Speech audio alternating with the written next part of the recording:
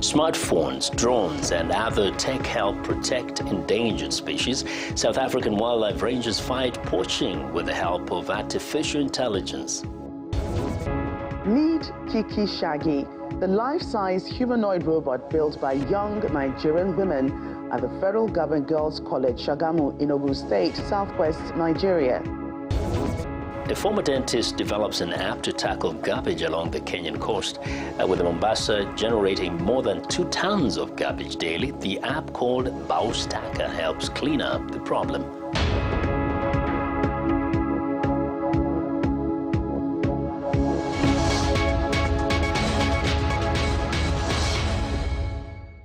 Hello, and thanks for tuning in to the show that goes around the continent to bring you stories near and far.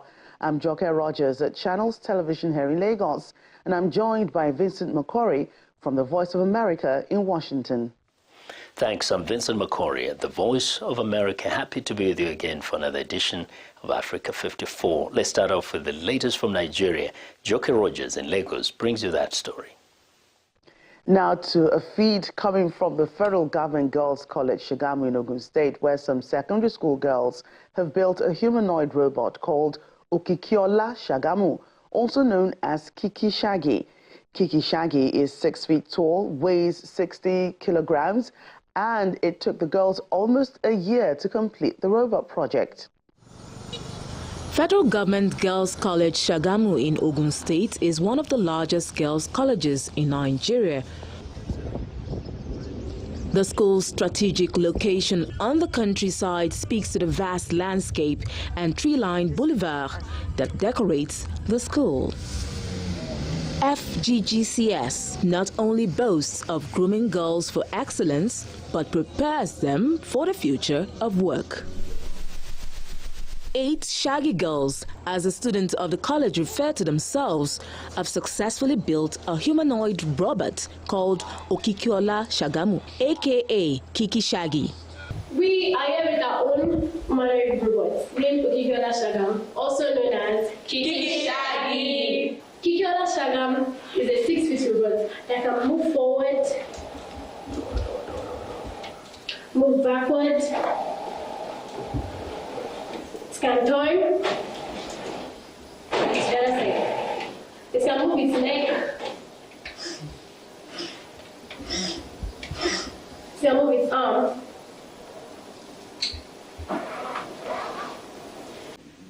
Kiki works with a virtual assistant, which is why she can respond to any global question.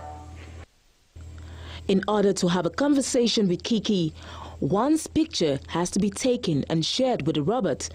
This trains it to recognize the person. Good day, Miss Mims Boyho. You are welcome. My name is Kiki Shaggy. Nice to meet you. What is coronavirus? According to the World Health Organization, coronavirus disease COVID-19 is an infectious disease caused by the SARS-CoV-2 virus. Most people who fall sick with COVID-19 will experience mild to moderate symptoms and recover without special treatment. To get Kiki Shaggy to this stage, the team was faced with some difficulties. We faced the challenge of trying to merge the hardware, software, that is the code, and the software. For the camera, for example, the camera is meant to, shall I say, recognize the faces of people, then take their names from the software division to be able to greet them. But it was not working, so we had to recode, reprogram, remove errors, and try to just merge the camera and the software together so it could work well. It took the girls almost a year to build the 6 feet and 60-kilogram robot. But their story isn't complete without the mention of the school's principal, to whom the girls attribute part of their success. Before our principal came, Dr. Mrs. Emi Olodo, we've never heard of the FLL competition or the FTC competition, but when she arrived, we got to know about the FLL competition and the FTC competition. With time, she made sure that we participated in that competition so that to boost our intellect and we were able to understand more about robotics. But along the line, our principal thought of what she could do so that we have access to those competitions. So she decided to build a robotics center for us, which made things effective and easy for us to get through it. This is the first successful trial of Okikiola Shagamu, and the girls envision an updated and improved version that will be able to perform advanced tasks. We're now being joined on the program by the principal of Federal Government Girls College, Shagamu, Ogun State, Dr. Muyibat Olodo. Thank you for joining us on the program today, and congratulations to your girls. Thank you very much for having me. Thank you very much. We are very glad to be with you. Yes, so this is a feat to behold indeed and worth celebrating. But can you briefly take us through how it all began? Thank you very much. Let me start by saying that I am a very strong advocate of technology education. And I believe that technology can transform the whole world, the youth, and whatever it is that we want to use in advancing development in the country.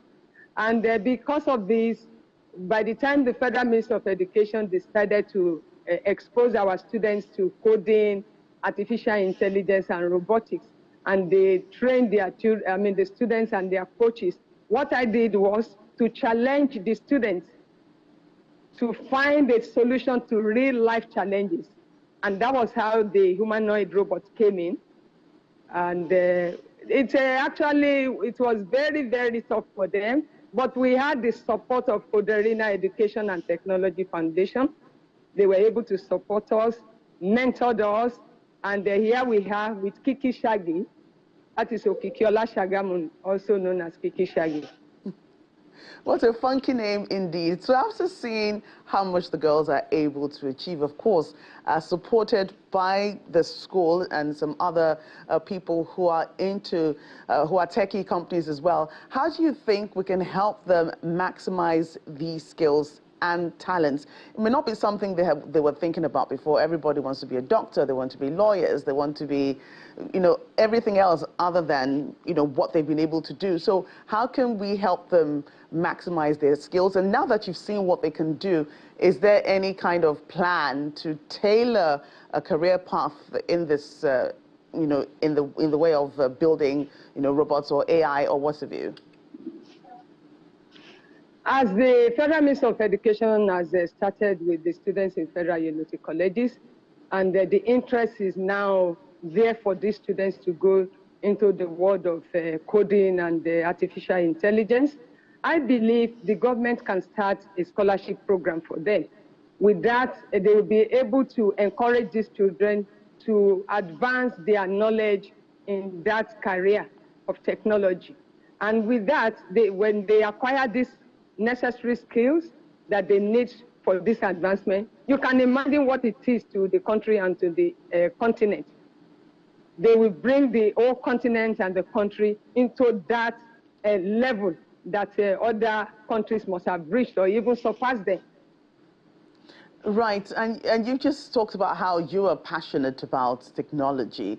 It's a major focus for you, which is why robotics and STEM was introduced into the school.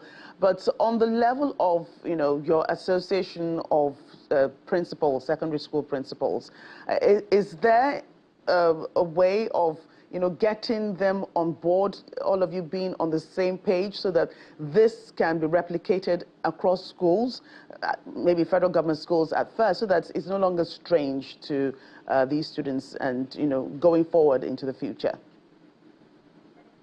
Oh, thank you very much for that question.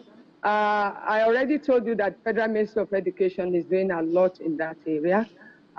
It's not only for Federal Government Girls College Shagamu. This has been extended to all federal unity colleges across the country. That is the partnering with Poderina Education and Technology Foundation. So, and with this, the government, that is the Federal Ministry of Education, is already thinking of bringing in other schools, the state government schools and the other schools into it. They are already partnering with Poderina, bringing up something like a curriculum where every Nigerian child can be exposed. Going forward now, your girls, what's their next challenge? What other challenges are you putting forth before them? They built a humanoid. What's the next project ahead of them? Actually, this first stage, this is a first stage, if I may say that we have to continue to work more on the Kiki Shaggy, for Kiki Shaggy to be able to perform specialized functions. And then apart from other programs that it can do, or programming they can do with Kiki Shaggy, they can also look for some other projects. They are already thinking of so many others. What we need now to empower them by giving them the resources that they will need in form of equipment, in form of materials, apart from the scholarship I told you about, which is going to put their mind at rest in so many ways. Right. Many thanks again, Dr. Muyibat Olodo, Principal, Federal Government Girls College, Shagamu, Ogun State. Thank you for joining us on Africa 54 today. Thank you for having me. Thank you very much. We want to know what you think about Africa 54 and the stories we cover. Join the conversation on Facebook. The address is Africa 54. And check out our headlines 24/7 on voaafrica.com. After the break, amid a funding shortfall, a refugee-led organization in Nairobi, Kenya, Youth Voices community helps thousands of refugees pursue entrepreneurship.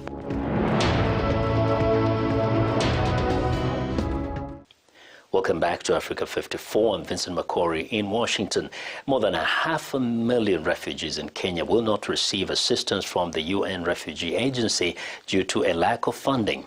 Amid the tough conditions, a refugee-led organization in Nairobi, Youth Voices Community, is helping thousands of refugees through education in business and learning new skills to earn a living. Mohammed Yusuf reports.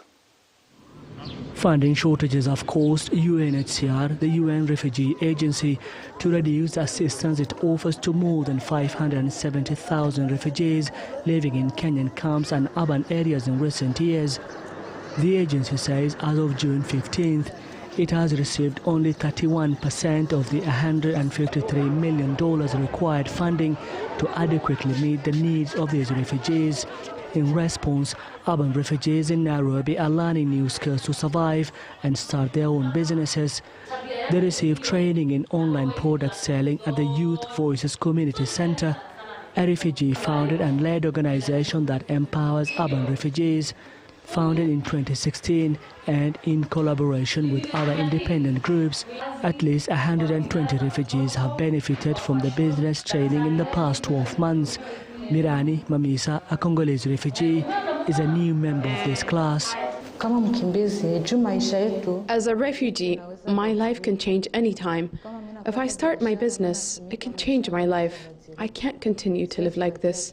With the authorization of the Kenyan government, at least 91,000 refugees have found shelter in urban areas where economic opportunities are scarce, even for the local population. We want them to become self-reliant. And being self-reliant means that they either take up job opportunities or they either start up their businesses. And because of maybe the limitations that comes with maybe finding jobs in Kenya, so we are shaping them to begin to start their own businesses, because that way it is actually easier for them to be able to be self-reliant. Nyaruhimbi Janine is a refugee sharing this shop with a Kenyan. She says the training has helped her to improve her business skills. When I go to the market, if I see a nice blouse, I buy it, thinking my customers will like it. But what I've learned is that talking to my customers and understanding their preferences, as well as not giving credit, I stopped giving credit. And most importantly, I learned how to save my money. The theme for this year's World Refugee Day is Hope Away from Home, and this hope is being encouraged here in Kenya. Mohammed Yusuf for VA News, Nairobi. Implementation of the students' loan here in Nigeria is to commence in the 2023-2024 academic session, and that's according to the Permanent Secretary of the Federal Ministry of Education, who appeared before the House of Representatives Ad hoc Committee on Students' Loans, which questioned the delay in the implementation of the Act months after it was signed into law by the president. The lawmakers also want amendments to the act to accommodate the concerns of Nigerians. Our correspondent Terry Kumi reports. It's been 2 months since the Students' Loan Bill was signed into law by President Bola Tinubu, less than a month after assuming office. Since then, reactions have been generated from the public over its implementation, considering the requirements for attaining the loan. The president has also had to set up a committee for the review of requirements and eventual takeoff of the loan scheme. Chief of Staff. The House of Representatives had set up an ad hoc committee following a motion to address the concerns of Nigerians and ensure a smooth implementation of the scheme. The committee meets with the Central Bank and the Ministry of Education and begins by questioning the rise in school fees following the signing of the bill into law by the president. We think that this school fees increase was a preemptive move by the universities across the country in anticipation that government was about to pump in resources into the student loans program. Tuition by all federal universities is free. What students pay, and we some of us also did when we were going to school, were charges. We all know tariff rates have gone up for lights. We all know that accommodation, most universities now cannot even afford to build houses. So they go into private partnership with some developers. The committee questions the delay in the implementation of the scheme and requests for a commencement date. Since May, this is August 15, and you are still working at whatever. What are these technicalities? That is the crux of the matter. It's too slow. You are making at a snail speed, and that's not what the Nigerian students are waiting for. And you know them. It might not be 100% catchment, but the loan is going to start in the 2023-2024 academic session. Importantly, sir. Sorry? Which starts when? It can be October, it can be November, depending on the school. Application from beginning to disbursement will actually be from the push of button. Nobody is going to be carrying paper around. Nigeria is far below. I think we're one of the lowest in Africa in funding education as a ratio to our annual budget and our GDP. So what we need to be looking at in the country is how to increase this budget of education funding from the 1% being proposed in the Act to maybe 3%, so that we can be sure that there is enough funding to fund this program. The lawmakers are looking towards a summit at the end of the month to ensure successful implementation of the Students' Loan Act. Terry Ikumi, Channels Television News. It's time for a short break. As we do, remind you to visit our website, channelstv.com, for news and programming around the clock. You can also find us at youtube.com/channelsweb.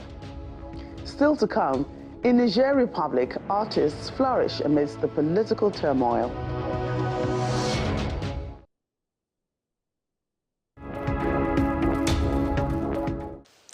Welcome back to Africa 54. I'm Vincent McCory in Washington. Artificial intelligence is changing how wildlife reserves prevent poaching, with smart cameras, drones, and other technology helping rangers protect endangered species. Kate Bartlett and Zahir Kasim report from Limpopo, South Africa. The potential pitfalls of artificial intelligence have sparked concern recently. But there's one area where advances in technology are proving beneficial. Wildlife rangers in South Africa say machine learning is helping them fight the poaching of rhinos and other endangered species. Well, it's changed a lot. I mean, we've gone from just guys on the ground and a couple of guys on hilltops with binoculars to top of the range things such as thermal cameras, thermal binoculars, drone systems, license recognition cameras on the roads. Technology hasn't replaced old-fashioned boots on the ground, however. It's just being used in conjunction with them. Foot patrols picking up tracks, that's manpower, in other words, vehicles, and then of course a K9 unit to do follow-ups if there is an incident reported. One of the systems Lapalala and many other reserves in Africa use is Earth Ranger, which was developed by a US company set up by Microsoft co-founder Paul Allen and is free of charge. Earth Ranger is a software platform that integrates with many different sources of data. And so that's actually over 100 different sources now, and those Sources include things like the radios that rangers are carrying so that we can track their location, and vehicle tracking devices, aircraft tracking, camera traps, acoustic sensors, remote imagery. The artificial intelligence aspect of EarthRanger learns to recognize if the figures seen on camera are human, vehicle or animal. If it's a human, the system alerts rangers in the operations room. They then determine if there's a need to take any action. And so-called tech for good products are constantly evolving. Dutch startup Hack the Planet recently developed AI-powered wildlife cameras that can detect poachers in real time. Previously, the camera traps, as they called, had a major flaw. You have to go back to the camera to collect the SD card, and then you know what's on the SD card. So for instance, you go back there every 3 to 6 months. And then for instance, you know that there's a poacher 3 months ago. But we made these cameras smart, so you know immediately that there's a poacher in your park in real time. Such technological innovation can only be helpful for animals like rhinos, elephants, or this rescued pangolin, an African anteater that's the most trafficked mammal in the world. Kate Bartlett for VOA News, Lapalala Wilderness Reserve, Limpopo, South Africa. Artists in Niger Republic are flourishing in the midst of political crisis gripping the country. Their art is not only telling a story, but it's also a form of contribution to the military situation in Niger Republic, as well as a means to bring the artists together, united as one. As West Africa's army chiefs convened in Ghana to discuss how military action could restore Niger's deposed president Mohamed Bazoum, artists in Niamey busily etched the form of a different man onto canvas. General Abdul Harbani Tiani, who is the very force behind his ouster. From a concrete nook near a highway, members of a small painting collective each contributed their own style to the piece. President of the Nigerian Association for the Promotion of Painters and Sculptors, Ali Garba, says a profound sense of unity has enveloped the city since last month's coup, and they wanted to play their part as artists. In any case, everyone must make their modest contribution to this situation to show that they are there, that they are part of society, and that they are contributing to real social cohesion. Because without social cohesion, there is no nation. So the nation is the fatherland above all else. From paintings that capture the consequences of sanctions to musicians composing anthems in support of their new military rulers, Niger's artists are exploring creative ways of engaging with a political class that jeopardizes not only the stability of their nation, but that of the entire region. Niger's junta government has resisted international calls to reinstate democratically elected President Mohamed Bazoum, whom they say will be tried for treason after liaising with foreign governments to secure his release. The West African bloc ECOWAS has indicated readiness to use force to see Bazoum restored.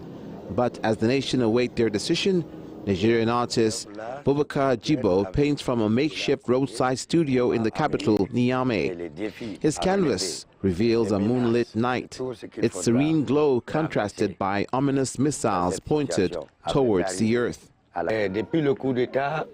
Since the coup, have been inspired by two things. The first is the goal we've already set ourselves, to be truly independent. And the second is the union in Niger. People unite to fight for the same goal. I express myself better with a brush than with words. The artwork symbolizes the darkness brought on by sanctions affecting electricity supply and the looming threat of foreign invasion. Whether supportive or ambivalent, artists of all disciplines are working to ink their voices onto the nation's shifting narrative. Taiba Hatimi studied and practiced dentistry for 7 years before she realized her real passion was caring for the environment. Since then, she has founded a garbage collection app that helps people in Mombasa, Kenya, reduce garbage along the coast. Saida Swale has the story. Old Town in Mombasa, Kenya. And as old as these streets are, the drainage and garbage collection system are just as ancient. But that might be changing thanks to these garbage collection points. This cart pulls up outside Saida Swale's door. I get from the ceremonies, any ceremonies or outside, which I see a good plastic or bad plastic, I get it. If I have that hard plastic, which is not used anymore, I collect them. The sacks are then taken to a small collection point where they are sorted and weighed. Swale then receives a small cash incentive for a job well done. Most women take their plastic to Baustaka because we benefit from them, which we buy their food. Taiba Hatimi is the brain behind this drive. A dentist by training, she is the co-founder of the garbage collection app known as Baustaka. The main feature of the Baustaka app is the plastic segregation and trading. You segregate, you accumulate points that can be redeemed for health services, because from low-income communities, the major challenge is they don't have the funds to pay for outpatient services. The app can also help locals report and stop some low-cost garbage collection services that illegally dump garbage in alleys across Mombasa County. Rahim Watsahu is the Baustaka Community Marketing Officer. Another important feature of the Baustaka mobile application is that you are able to report illegal dumping. We want the community to take action by themselves. And Baustaka has been able to fill the gap, says Rahab Nderu of the Lotus Hotel. What Baustaka has done is it has been able to build that bridge so that we are actually having collectors, we are having community members, we are having companies be able to come together and actually manage the whole plastic waste pollution problem that we are having as Mombasa residents. Hatimi and others hope to give the coastal city its dignity back. My dream is to have the recycling infrastructure set up in Mombasa, to have a recycling plant, waste to energy set up in Mombasa, so that the waste can actually be changed into energy. A dream, but one step closer, thanks to the work of people like Taiba Hatimi. Saida Swale for VOA News, Mombasa, Kenya. Well, and that's our show for today. You can find all the continent's top news and world news online at voaafrica.com. Check it out. I'm Vincent McCory in Washington. Channels Television has our last word. We look forward to bringing you another show next week. Do remember that channelstv.com is your source for news and other programming. I'm Joke Rogers. Thanks for watching and goodbye.